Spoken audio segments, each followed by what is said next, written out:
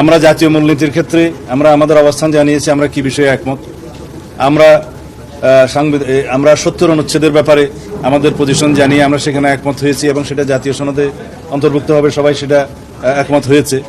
এবং এরপরে পার্লামেন্টের স্থায়ী কমিটিগুলোতে সভাপতিত্ব দেওয়ার ক্ষেত্রে বিরোধী দলের কাছে সভাপতিত্ব দেওয়ার ক্ষেত্রে আমরা তখন একমত হয়েছে 4টি গুরুত্বপূর্ণ কমিটি সহ।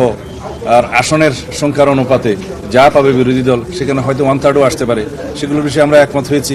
আমরা প্রধানমন্ত্রীর মেয়াদের ক্ষেত্রে যেটা জীবদ্দশায় বা সারা জীবনে কোনো ব্যক্তি 10 বছরের বেশি প্রধানমন্ত্রী আসনে বহাল থাকবেন না সে বিষয়ে আমরা একমত হয়েছি। তবে ওখানে আমাদের একটা শর্ত ছিল যে এনসিসির মতো বা সাংবিধানিক নিয়োগ কমিটির মতো কোনো বিষয় এখানে আমরা থাকলে সে হয়তো আমরা সেই বিবেচনাটা আমাদের আগের প্রস্তাব অনুসারে যেতে হবে আমাদেরকে, সেই বিষয়ে আমরা একমত হয়েছি। রাষ্ট্রপতির নির্বাচনের ক্ষেত্রে আমরা গোপন ব্যালটের মাধ্যমে স্বাধীনভাবে এমপিরা ভোট দিতে পারবে সেই বিষয়ে একমত হয়েছি। তো ঐক্যমত্য তো পোষণ হচ্ছে।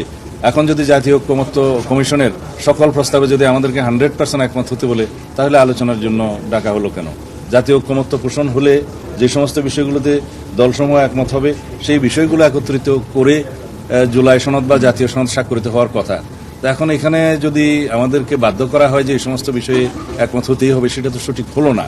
আমি হতাশ নই, আমরা হতাশা কখনোই ব্যক্ত করি না, আমরা আশাবাদ ব্যক্ত করি।